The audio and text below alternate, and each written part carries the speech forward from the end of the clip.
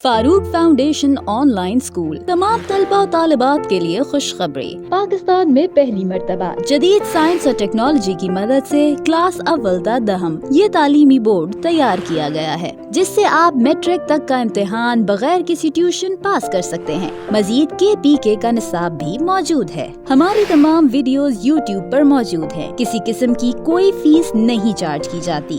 आप हमारे Zoom programme में भी दाखिला ले सकते हैं। Farooq foundation online school.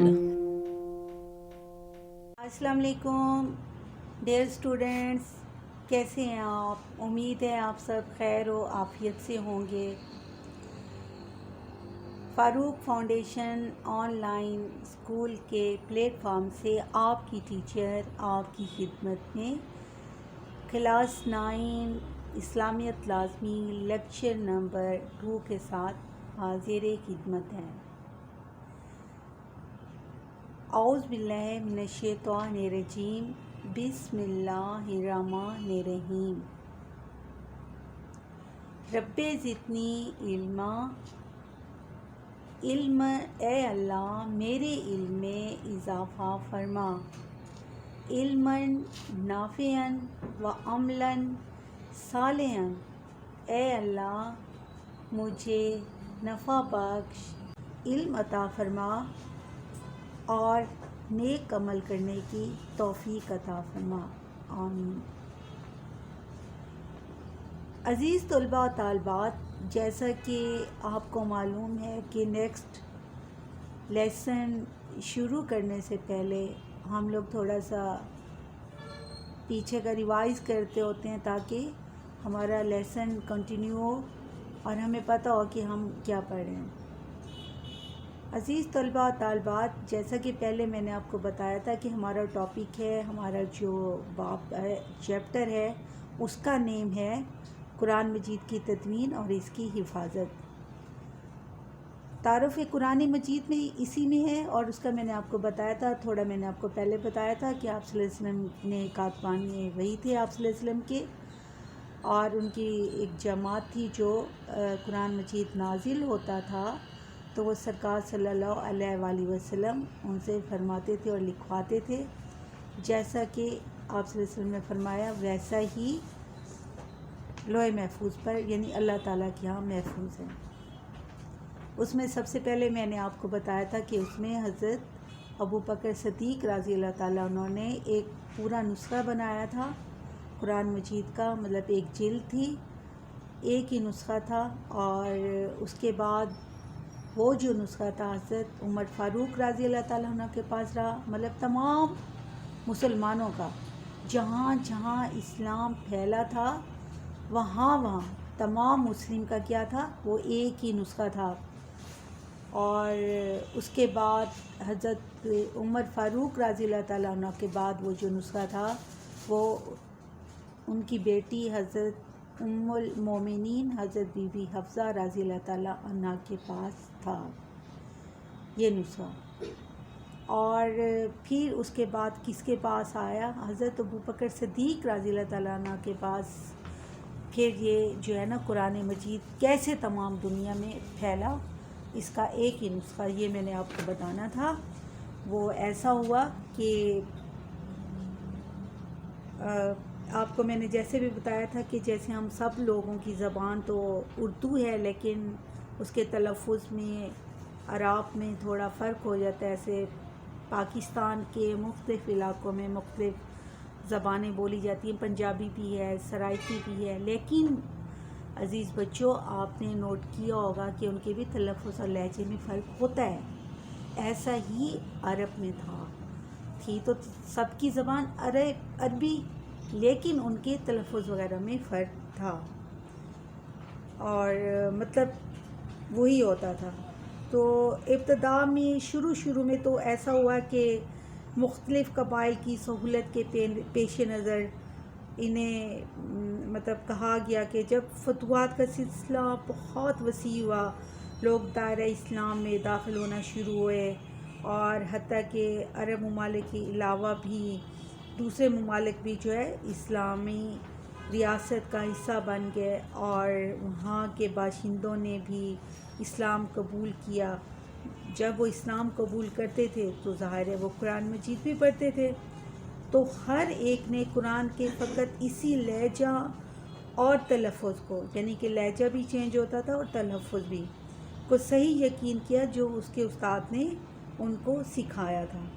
اس طرح مختلف اساتذہ کے شاگرد ان اختلافات کے باعث ایک دوسرے کی تفرید کرنے لگ گئے اور فتنہ و فساد کی آگ آہستہ آہستہ سلگنے لگی۔ مطلب وہ یہ کہتے تھے کہ ہم صحیح پڑھ رہے ہیں، دوسرے کہتے تھے، ان کے شاگرد کہتے تھے کہ ہم قرآن مجید صحیح پڑھیں، اگرچہ ہوتا کیا تھا سب چیز صحیح ہوتا تھا۔ تو اسی قسم کا ایک واقعہ حضرت عثمان غنی رضی اللہ تعالیٰ عنہ کے خلافت کے زمانے میں حضرت حذیفہ رضی اللہ تعالیٰ عنہ کے سامنے پیش آیا، جس نے حضرت حذیفہ رضی اللہ تعالیٰ عنہ کو حیران اور سراسیمہ کر دیا۔ ہوا ایسے کہ حضرت حذیفہ رضی اللہ تعالیٰ عنہ جنگ ارمینیہ میں شریک تھے۔ عراق اور شام کے نو مسلم بھی، مطلب جو ابھی نئے نئے مسلمان ہوئے تھے، اس جنگ میں شرکت کے لیے آئے ہوئے تھے۔ ہر ایک نے اپنے اپنے معلم یعنی اپنے اپنے استاد کی سکھائی ہوئی قرأت کے مطابق قرآن مجید پڑھنا شروع کر دیا، جس سے باہمی نزاع پیدا ہو گیا۔ ہر ایک نے دوسرے کی تفرید کی اور اسے محرف قرآن کہا۔ انہوں نے کہا کہ آپ قرآن مجید صحیح نہیں پڑھ رہے، دوسرے نے کہا کہ آپ صحیح نہیں پڑھ رہے۔ تو حضرت حذیفہ رضی اللہ تعالیٰ عنہ نے جب یہ ماجرا اپنی آنکھوں سے دیکھا تو انہیں سخت فکر دامن گیر ہوئی، ظاہر ہے وہ بہت پریشان ہو گئے۔ صحابی رسول صلی اللہ علیہ وآلہ وسلم تھے۔ چنانچہ جب حضرت حذیفہ رضی اللہ تعالیٰ عنہ مدینہ منورہ واپس آئے اور اپنے گھر جانے سے پہلے ہی، یعنی مدینہ منورہ پہنچے لیکن اپنے گھر پہلے نہیں گئے، پہلے امیر المومنین حضرت عثمان غنی رضی اللہ تعالیٰ عنہ کی خدمت اقدس میں حاضر ہوئے اور عرض کی، اس امت کی چارہ سازی کیجیے، اس سے بیشتر کہ یہ ہلاک ہو جائے، اور پھر سارا ماجرا کہہ سنایا۔ کن کو؟ حضرت عثمان غنی رضی اللہ تعالیٰ عنہ کو۔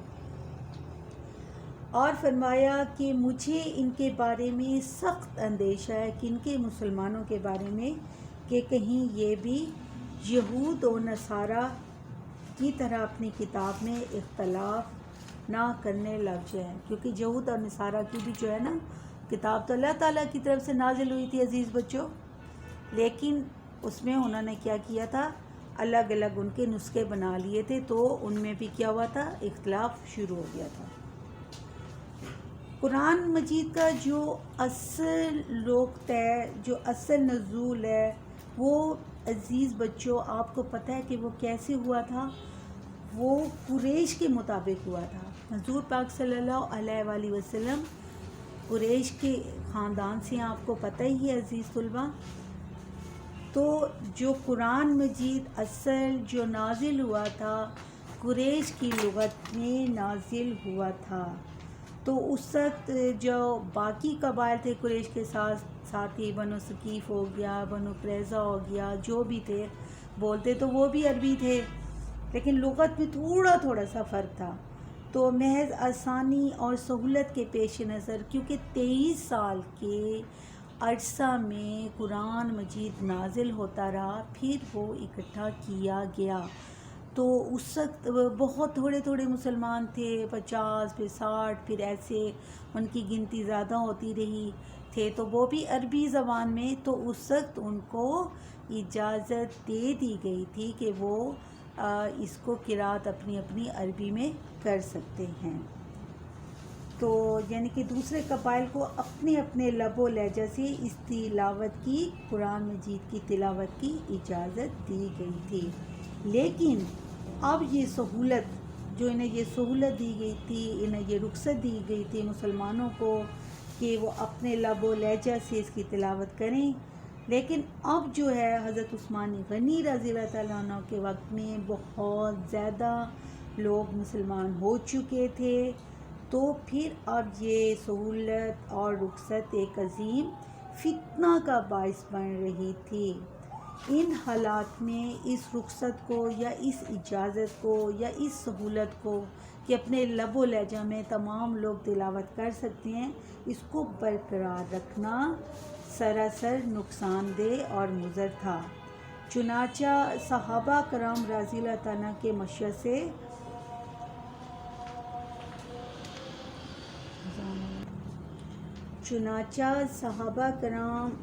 اجمعین کے مشورے سے حضرت عثمان غنی رضی اللہ تعالیٰ عنہ نے زید بن ثابت جن کو آقا دو جہاں صلی اللہ علیہ وآلہ وسلم نے سب سے پہلے کاتبان وحی میں شامل کیا تھا، پھر حضرت ابو بکر صدیق رضی اللہ تعالیٰ عنہ نے ان سے قرآن مجید تمام جو پتھروں کی سلوں پر، پتوں پر، کھجور کی چھالوں پر نسخے لکھے گئے تھے، اور جو حفاظ قرآن تھے صحابہ کرام ان کی سینوں سے لے کر انہوں نے ایک نسخہ بنایا تھا، ایک ہی، جو تمام مسلمانوں میں تقسیم اب کر دیا گیا تھا۔ تو وہی حضرت زید بن ثابت رضی اللہ تعالیٰ کو حکم دیا کہ انہوں نے حضرت عثمان غنی رضی اللہ تعالیٰ عنہ نے کہ قرآن کریم کا ایک نسخہ صرف یعنی کہ لغت قریش کے مطابق لکھے، کس کے جو ابتدا میں جس لغت میں، جس زبان میں، جس قرات میں، جس تلاوت میں نازل ہوا تھا وہ لکھیں۔ چنانچہ وہ تیار کر چکے، چنانچہ حضرت زید بن ثابت رضی اللہ تعالیٰ عنہ نے وہ نسخہ تیار قرآن کریم کا کیا اور اس کی بہت ساری نقلیں بنا کر تیار کر کے مختلف ممالک میں مختلف لوگوں کو مختلف امصار میں مختلف دیار میں بھیجی گئیں، اور لوگوں کو اس کی پابندی کا سختی سے حکم دیا گیا کہ صرف اور صرف یہ قرآن کریم جو ہے اس کو تلاوت کیا جائے، اپنے لب و لہجہ میں قرآن مجید کی تلاوت کو ممنوع قرار دے دیا گیا، اور دوسرے تمام نسخوں کو جو دوسرے لب و لہجہ میں تھے اور جب ان کی اجازت اور سہولت دی گئی تھی تو اس کو ممنوع قرار دے دیا گیا۔ اس طرح حضرت عثمان رضی اللہ تعالیٰ عنہ کی سعی اور کوشش سے ایک مہلک ترین فتنہ کا کیا ہو گیا، سد باب ہو گیا۔ امت اسلامیہ حضرت عثمان رضی اللہ تعالیٰ عنہ کے اس احسان کا شکریہ ادا نہیں کر سکتی، اسی وجہ سے ہی آپ کو جامعہ آیت القرآن جامعہ آیت القرآن کے معزز لقب سے یاد کیا جاتا ہے۔ اب یہ قرآن مجید کی امید ہے آپ کو عزیز طلباء طالبات سمجھ آ گئی ہوگی، تو اس کو آپ کو بتا دیا گیا کہ کیسے قرآن مجید کو جمع کیا گیا، کیسے ہی اس کو حضرت عثمان غنی رضی اللہ تعالیٰ عنہ نے کہ جو ہے قرآن مجید اس کو محفوظ کر دیا۔ عزیز طلباء و طالبات، آپ کو مثال کے ذریعے سمجھاتی ہوں کہ کیسے اس میں تھوڑا سا اختلاف تھا، اس کو اختلاف بھی نہیں کہا جا سکتا، لیکن یہ ہے کہ یہ بہت بڑا ایک فتنہ بن جاتا جو کہ یہود و نصارہ کی طرح تھا۔ تو یہ لب و لہجہ کے اور قرآن اور قرات، جب لب و لہجہ اور قرات جو تھی ان کے اختلاف کی نوعیت جو تھی بہت ہی معمولی، لیکن یہ ہے کہ اس کے متعلق کوئی وسوسہ دل میں نہ رہ جائے، جیسے مثال کے طور پر کہ قریش جو تھے وہ حتیٰ بولتے تھے، لفظ کیا بولتے تھے؟ حتیٰ، جس کا مطلب ہے جب تک، حتیٰ کہتے، اور بنی حذیل اور بنی ثقیف اس کا تلفظ آتا کیا کرتے، کیا کرتے؟ آتا، مطلب دونوں کا کیا تھا؟ جب تک۔ اب قریش کہتے تھے حتیٰ، اور بنی حذیل اور بنی ثقیف کہتے تھے اس کا تلفظ آتا۔ اب بنی اسد مضارع میں حروف عتین کو مذکور پڑھا کرتے، جیسے تیلامون، اور قریش کی لغت میں حروف عتیم مفتوح ہیں، تعلمون۔ مصر میں اب بھی عام لوگ اپنی گفتگو میں حروف عتیم کو کسرہ دیا کرتے ہیں۔ قریش کی لغت میں غیر آسن ہے، لیکن بنی تمیم اسے ماہ غیر یاسین پڑھتے۔ ان مثالوں سے معلوم ہوا، ان امثلہ سے معلوم ہو گیا کہ یہ اختلاف کس نوعیت کا تھا، یعنی معمولی سا تھا، ترجمہ تمام لوگوں کا ایک ہی تھا، لیکن قرآن کریم کا تقدس اور اس کی عظمت اتنے سے اختلاف کی بھی محتمل نہیں، اس لیے اس کو بھی ممنوع قرار دے دیا گیا۔ چنانچہ وہی قرآن جو عرش عظیم کے رب نے اپنے محبوب رسول اللہ صلی اللہ تعالیٰ علیہ وآلہ وسلم پر نازل فرمایا تھا، اور جس کو حضرت ابوبکر صدیق رضی اللہ تعالیٰ عنہ اور ان کے بعد حضرت عثمان غنی رضی اللہ تعالیٰ عنہ نے خالص قریشی لغت کے مطابق جس میں اس کا نزول ہوا تھا، جس میں اللہ تعالیٰ نے اپنے حضور پاک صلی اللہ علیہ وآلہ وسلم کے قلب اطہر پر نازل فرمایا تھا، ایک صحیفہ میں مدون فرمایا، وہی قرآن جوں کا توں بغیر کسی تحریف کے، بغیر کسی معمولی تغییر کے، بغیر کسی ادنیٰ رد و بدل کے اب تک محفوظ ہمارے پاس موجود ہے۔ تمام دنیا کے مسلمانوں کے پاس ایک ہی ہے اور قیامت تک موجود رہے گا۔ اس کا اعتراف دوست و دشمن سب کو ہے کہ وہی قرآن مجید جو حضور پاک صلی اللہ علیہ وآلہ وسلم کے قلب اطہر پر نازل ہوا تھا، وہی قرآن مجید آج تک ساری امت مسلمہ پڑھتی ہے، ایک لفظ کے، ایک زیر زبر کے کمی بیشی کے بغیر، زیر اور زبر میں بھی فرق نہیں ہے۔ چنانچہ انسائکلوپیڈیا برٹانیکا صفحہ نمبر 380 جلد نمبر 13 میں بھی انہوں نے یہ کہا ہوا ہے، انہوں نے لکھا ہوا ہے کہ تمام مسلمان، the whole Muslim world up to the present day, آج تک وہی قرآن مجید پڑھ رہے ہیں جو روز اول سے نازل ہوا تھا۔